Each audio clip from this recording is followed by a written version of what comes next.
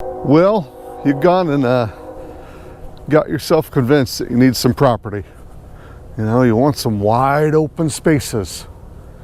You know, maybe you want to make firewood like the YouTube guy, or maybe you want to raise chickens like that YouTube lady, or maybe you want to get some cute little prancy goats, or some little winky pigs, or some cows. Maybe you want to buy 1,000 acres and have some cows. These are great ideas. I think you should do it. But if you've never owned property before, or you've never homesteaded before, there's some tools you gotta have immediately. And so that's what we're gonna talk about. Mr. Rooster's gonna talk about it too. We're gonna talk about the tools you gotta have as a first-time property buyer. So if you're just getting into buying property, this will be helpful. If you already own property, you can comment and tell me how wrong I am about everything. So there's something in this video for everybody. Yeah, let's get to it. Okay, so quick safety committee meeting here, okay? Safety glasses, gloves, helmets, chaps. These are safety things that everybody should have. It shouldn't even be a question of whether or not you're buying them. That's why we're not concentrating on that in the video. But hey, maybe if you've never dealt with power equipment or tools or whatever before, you didn't know, buy safety equipment. You know, even just thick shirts to prevent you getting abrasions. These are things that are going to make you a happy person later in life. I've met so many landowners who are missing certain parts of their anatomy because they were just too tough or too strong or too cheap to buy the proper safety equipment. Don't be that person. Even just good boots, good jeans, maybe even thick underwear. I don't know. You know, anything to protect yourself is important to have, and it'll make your life better. Okay, here we go. The most important things you can buy as a new property owner in order of when you should buy them. Here we go. A lawnmower. The lawnmower is the top, number one. Beyond anything, thank you, we'll be taking no more questions, tool you will use as a new property owner. I am amazed how many people come into my shop and say, hey, we're looking for a lawnmower. I say, oh, cool. How much property do you have? They say, oh, we got, 2 acres, 3 acres, 10 acres, 30 acres, 40 acres. And boy, our grass is this tall. I said, oh, okay, what kind of mower were you using? They said, well, we just got the property and we were using a push mower and it just kind of got out ahead of us. I said, oh, okay, you got the property a couple of weeks ago? They said, well, no, we got it a year ago. We thought it'd give us lots of exercise to use a push mower, mowing our grass. I said, and every time I say, how long is it taking you? They say, well, 6, 8 hours, and that's for a couple acres. I'm gobsmacked every time. And then they say, we're kind of broke. We bought this property. We had no idea how much work it was going to be. What do you got for $2,000? You can do whatever you're going to do with your property. I encourage you to do it. Put your property to use. I don't encourage people to leave places like golf courses that nobody ever touches. That's useless. Do something with your property, but you've got to keep it under control. There's always going to be grass to mow. There's always going to be fence lines to be maintained. This is something you should invest in. This is a mower that the original owner of the mower, he probably didn't spend 10 grand on it, but he was getting pretty close. Spend the money on the mower. If you're buying a mower, buy it from a dealer who sells mowers. Pick one who's not a total Goomba, right? Read some reviews, but start a relationship with your mower dealer. They can sell you parts. They'll give you advice. And if you can't fix something, they can fix it. If you just go to the big box store, you go to Lowe's, you go to Home Depot, you go to stinking Outback Steakhouse, who just happens to be selling mowers for the day, you're going to get a piece of junk. It might not even run. This mower, they spent a lot of money on it when they first bought it. It's got greasable spindles, it's got big transmissions, it's got a great engine, and you can fix it, and the metal's thick, so when it bends, you can bend it back into place. The rocks aren't making holes in the deck in the first year. It's probably got better tires. Everything about it's heavier duty and better. Your mower is going to be used all the time on your property. people think, well, if I just get animals, I won't have to deal with the grass. And that's completely and patently untrue. You are always going to be dealing with grass in one way or another. You have to control the grass. Grass control means rodent control. Grass control can save your buildings. Grass growing up the side of your buildings will destroy them. Grass control means fire control. Right now, I don't know if you can see it, but it's raining ash from the sky. There's wildfires going on out here in Washington State and around the country. And keeping this grass down and cut can really help control big grass fires. Even when you have animals, they are not going to always eat all the grass. They are not always going to eat all the grass. You are not going to get 5 or 10 goats and they're going to range and perfectly clip every piece of grass. They're just not going to do it. You're going to have to get out there and maintenance mow. I'm not going to do a video here on how to pick the best mower for you, but I'm here to tell you I have had countless people come in and say, we bought property and we didn't realize we needed a lawnmower. And it just blows my mind. So we'll do a video coming up on how to pick a mower, but I'm here to tell you the first thing, number one thing, if you are going to spend your money, is a lawnmower, and spend good money on it. Okay, so you've got a mower. What's the second thing you should buy? Okay, you've spent good money on a mower, more money than you ever thought you'd spend on a mower, and you got a great mower. What's the second thing you should buy? The second thing you should buy is a cart. You've got property, you're moving stuff around, you've got sticks to pick up, you've got bricks to pick up, you've got to move gravel, you've got to move manure, you've got to move bales of straw or hay. You're always moving stuff around. What are you going to put them on your back? No, put them in a cart. A lot of people will buy a wheelbarrow. Wheelbarrows are terrible, okay? At least for me, I can never lift them high enough without something hitting the ground. They're always beating me up. I use a cart, I don't use a wheelbarrow. I've got a wheelbarrow sitting on the side of the barn right here. Look at this poor derelict piece of garbage. How long's that been sitting there? A while. It's because wheelbarrows are trash. Okay, so what kind of cart do we need? I got two types here. This is a little handy cart that you can pull around. These are okay. And this has got a thing so I can hook it to the back of the mower. You'll notice that this thing's all dented up and stuff. It gets used. I don't recommend this for your first cart. This has 4 wheels, and what you're going to want to do with your cart is pull it behind your mower. This is going to turn your mower into your best friend. So this 4-wheel cart, the problem is when you're pulling it behind your mower, it does fine, but eventually this wheel gets cocked to the side and the thing flips over on you. It's a big pain. So your first cart is going to be this kind.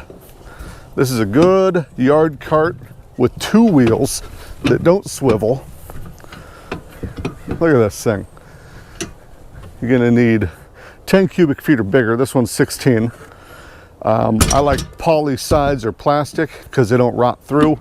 They don't dent. I like big tires.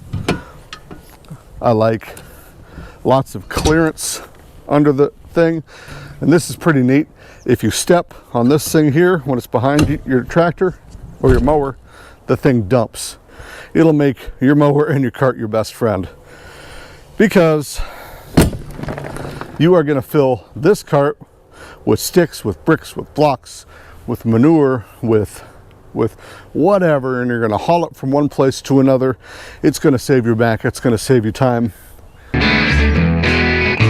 You're going to need garden tools. You're going to need a rake. You're going to need another rake. You're going to need a pitchfork probably, which I don't have sitting here. You're going to need some shovels. Round pointy tip shovel for digging in dirt. Maybe a flat bladed shovel for scooping stuff like coal or gravel. You're also going to need loppers. These things are great. I use these all the time. I drive around on the mower and chop up blackberries, do all sorts of stuff with my loppers. Those are the basic garden tools I think every homestead or every property can use. So we've got all of our tools, all of our hand or garden tools. They're in the cart. We're ready to go do some maintenance. We're ready to clean up some fence lines. We're ready to dig up some stuff and bury some stuff, and move some stuff and smooth some stuff and rake some stuff. You got to have these garden tools. What should you spend your money on next?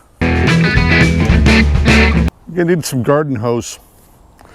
I get so many people who don't think about hoses when they get new property, and they go out and start gardening, or maybe they get some animals and they don't realize how much water you use.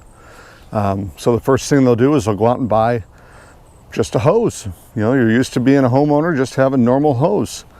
And they get so frustrated because the hoses are always kinking and wrapping around stuff, or they're not long enough. Go out and spend money on good garden hose. This is something worth spending a lot of money on, honestly. If you're spending 50 bucks on 100 feet of hose, good. Maybe spend 60 or 70. Hoses have always been the lifeblood of any property we've ever had, because like I said, you're going to plant stuff, you're going to have animals, you're going to need to have water moving from one place to another. A good hose will do it. Just go to the box store, that's fine, buy a hose. Get something, you know, that looks tough, that feels tough. Ask the people in the garden center, maybe look in the garden center at what hoses they're using. They're not using the flimsy green things. They're using some kind of tough hose. Find out what hose they're using in the garden center that makes their jobs easier. Maybe go to a nursery, find out what hoses they're using. Get that hose, spend your money on a good hose. And while you're at it, maybe find yourself a good hose reel. This one's on wheels. It was expensive, but boy, it's nice. You know, we can unhook the hose from one spot, wheel it somewhere else, but at the very least, get a good long length of hose, something high quality. You can always throw the hose in the back of your garden cart. Okay, so you've got your lawnmower. You're keeping your place maintained. You know, you got into that property and it was a jungle. You went and checked it out and it was beautiful. They didn't mow it for a month and the grass was 8 feet tall. You got the grass down. You've got your cart so you can start picking up all the junk that was in the field that everybody left behind. You've got your garden tools. So, you know, that cat you found in the barn that gone up to the Rainbow Bridge. You could bury that cat. These are normal things we're doing on property, right? So what now? Well, now you've broken something. So, you also have your hose too. We talked about your hose. Your hose, so you washed your hands off after doing all that digging. So now what happens? Now you've broken something. So what are you gonna do? Are you gonna call up somebody to fix it and they're 3 weeks out, 4 weeks out, 6 weeks out because it's the busy season? No, you're gonna fix it yourself. So after you've spent all that money on that other stuff, and it is expensive to get a good mower, and it is expensive to get a good cart, and it is expensive to get a good hose, and it is expensive to get good garden tools that aren't gonna break the first time you use them. What are you gonna spend your money on now? You're gonna have some mechanics tools. So what are the ones we use the most around here? First and foremost, we use ratchets around here all the time for everything. So a good ratchet set is worth its weight in gold. Now you can get these sets in little boxes like this guy here, right? This is a Cobalt set that I use all the time. It's metric and SAE. Now it was supposed to be an all-in-one set, so it had one of these screwdrivers in it. These, by and large, are just trash. You're supposed to put different attachments in them. I don't like them. I use it every now and then, but I don't use it much. But we use the ratchet a lot. I wouldn't spend my money on a mechanics tool set. I feel like the extra stuff they give you in the 300 tool set are just trash. It's a garbage hammer. It's a garbage screwdriver. It's okay to spend less money on mechanics tools, and then as you figure out what you use a lot, buy a second one that's the expensive one. So feel free to go to Harbor Freight, feel free to go to Lowe's, go to Home Depot, you know, get some of these tools. It's okay to spend a little less money and then spend more money once you realize that you use something all the time. I have 2 or 3 of every one of my favorite tools. Now, another way to do it is you go to yard sales, you go to garage sales, you find some crusty old man who did buy 2 or 3 of everything. He realized he's not using one of them or 2 of them, and he's selling them. If you see a tool that you've never seen before, buy it. You're going to use it.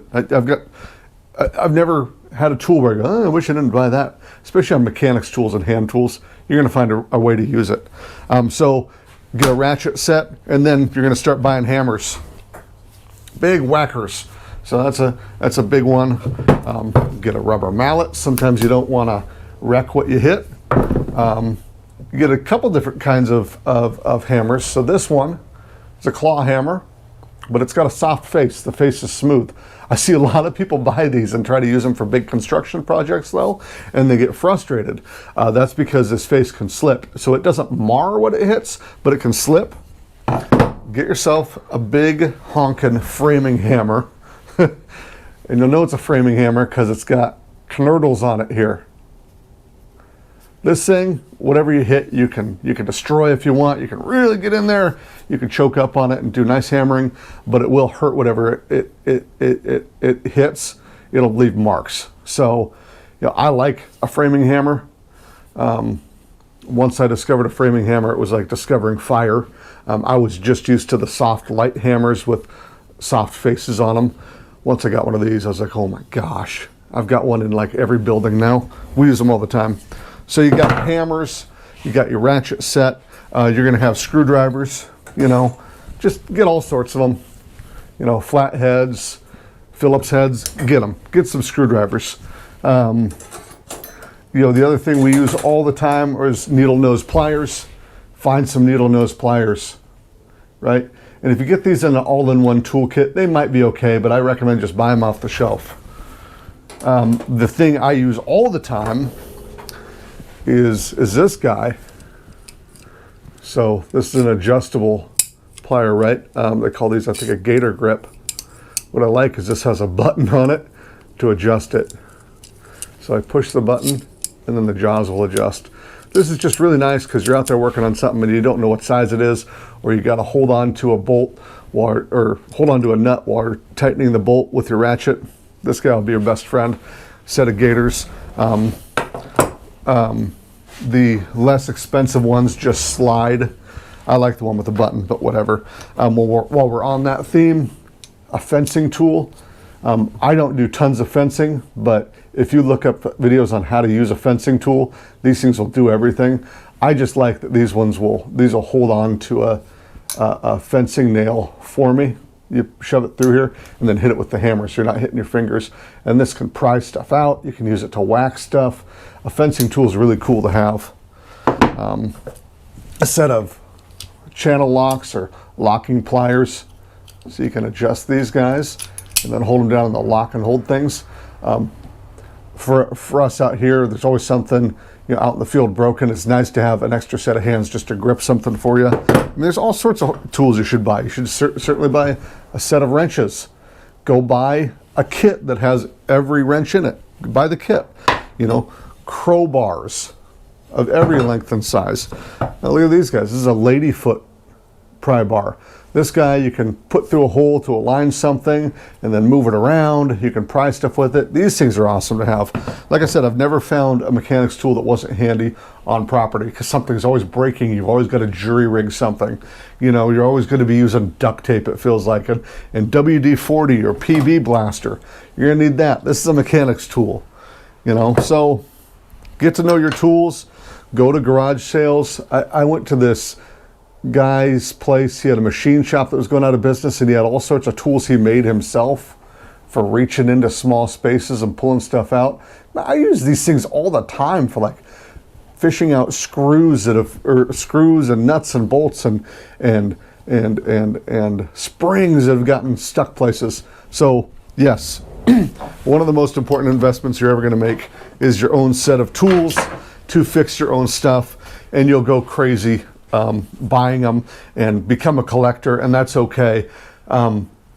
Become friends with your tools. Fix your own stuff. You know, I've got plumbing tools now. I've got electrical tools. We're doing everything on our own out here.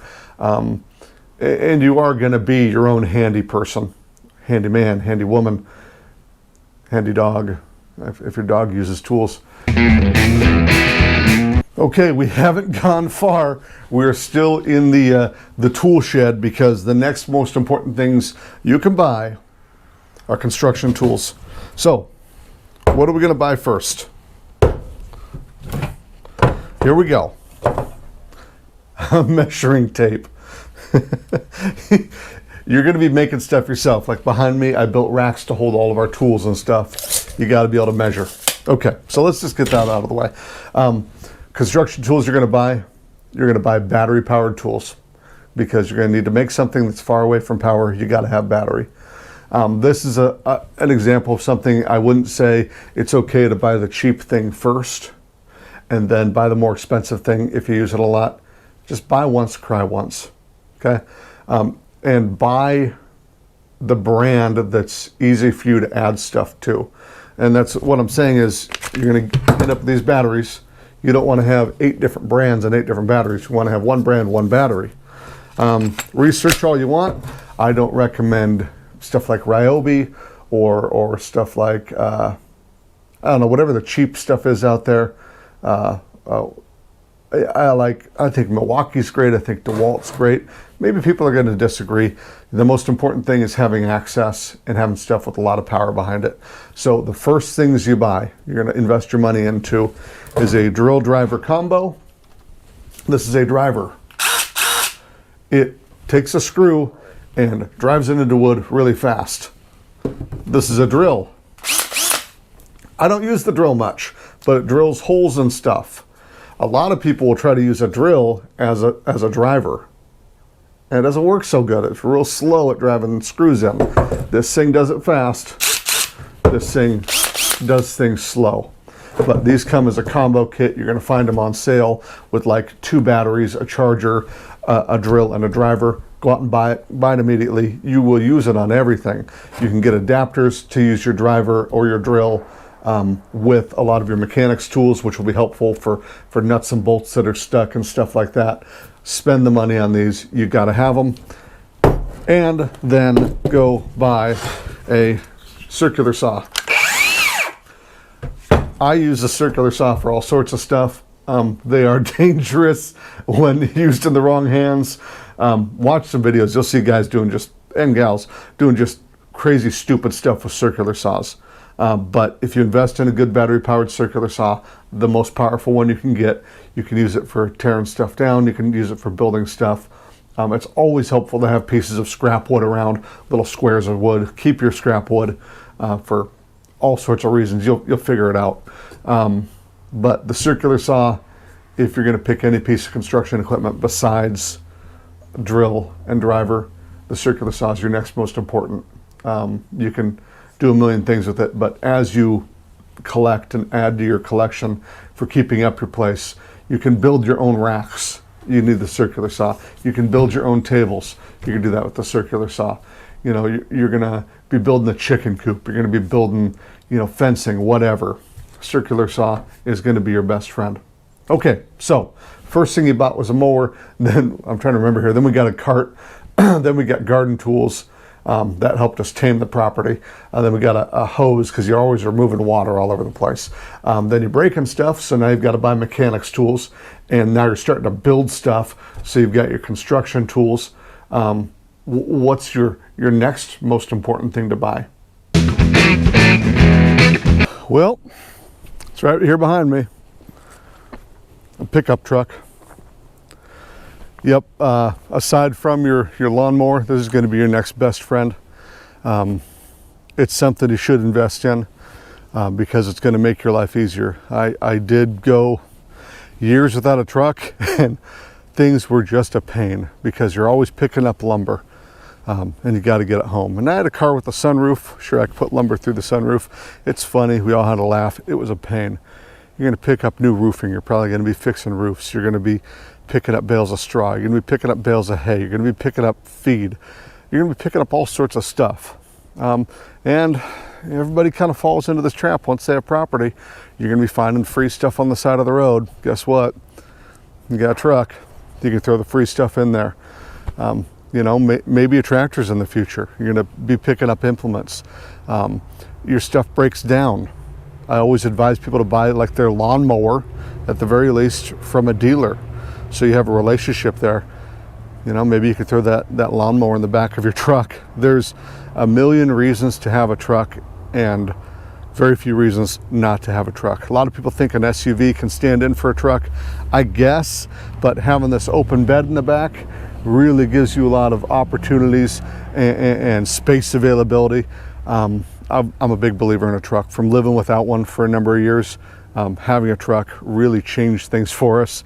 I did do a video on how to pick a farm truck, and there's things you should spend money on with a truck, but I'm here to tell you, if you don't have a truck, the first time you get in one and start using it on the property, you're going to realize you were a fool not to have a pickup truck.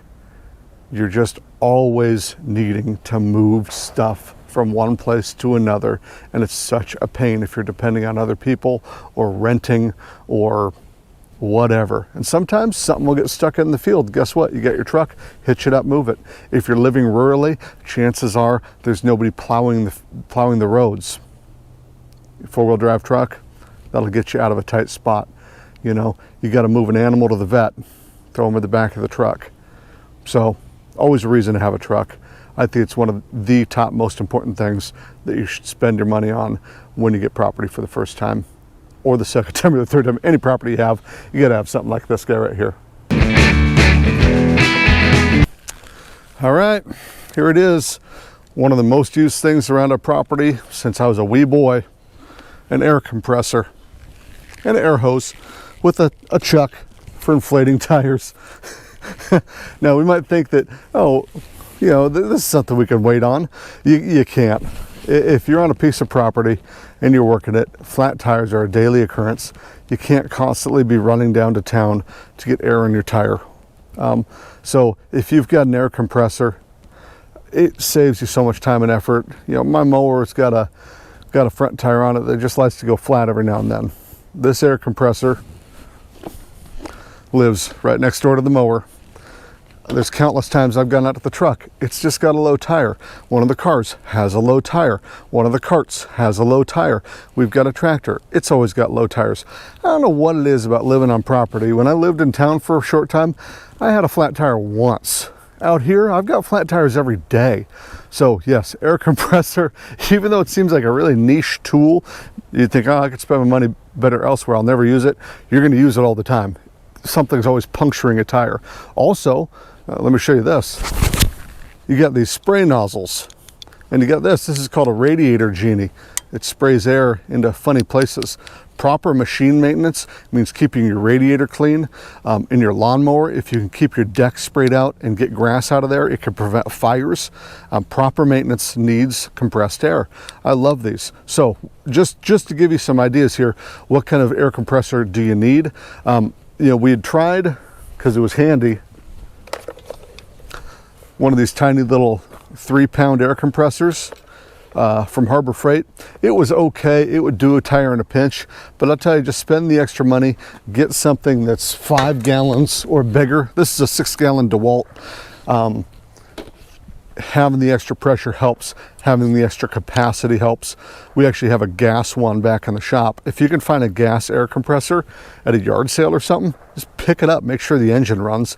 The only problem with them is starting them up, so I do like the ones that you can plug into the wall. Don't really like the battery powered ones. They don't have much power. So air compressor, I just have noticed that we use it all the time, and I just never think about it, and I'd be lost without an air compressor around here. And we've also got air nail guns for building stuff. It's so handy. There's air power tools, you know, for doing mechanical stuff. Once you get into using air, you'll find that it's super helpful. Okay, so you've got property, you've been mowing, you've been fixing stuff, you've been building stuff, you got your truck to move stuff all around. But what are you missing? What's the next thing you should invest in? Landscaping tools that are powered probably by a gasoline engine. You're going to need some power. These are a couple examples of, people call them weed whackers. The technical term is line trimmers. You're going to be using these things all the time. If you have fences, you got to maintain your fence lines, otherwise the grass and brush will destroy your fences. If you've got buildings, your mower can't get close enough, you should be using these. I don't believe in using weed killer. You got to use these. This is another thing besides a lawnmower that you should buy from a dealer. That way you have support. I wouldn't buy the, again, wouldn't buy the big box brands. I would buy a Stihl or a Husqvarna, you know, whatever your dealer sells and can help you repair or get you parts for, so you can do it yourself. It's important. And you're gonna start experimenting with line heads on them. So this has got line. There's different kinds of line you can use. This guy has little blades that spin around. There's metal blades you can put on. What I really do recommend is that you get, this is called a Stihl combi system. So what you can do with this guy is you can unscrew this, take this off, and put another tool on here. So you can put on your line trimmer, you can put on a blower, you can put on a hedge trimmer that we use to cut blackberries. You can put on a pole pruner, you can put on a mini rotavator, something you're gonna have to have. So I think everybody can use this in some way. You're gonna have to be maintaining the edges of your property. You know, maybe you got trees that have kudzu growing up into them. This will help you get that stuff down. Now this is where it's going to get polarizing. I don't think everybody needs a big honking gas chainsaw. I more and more have used this battery saw because it works with my other battery stuff. You can now get these with a 16, 18, 20 inch bar.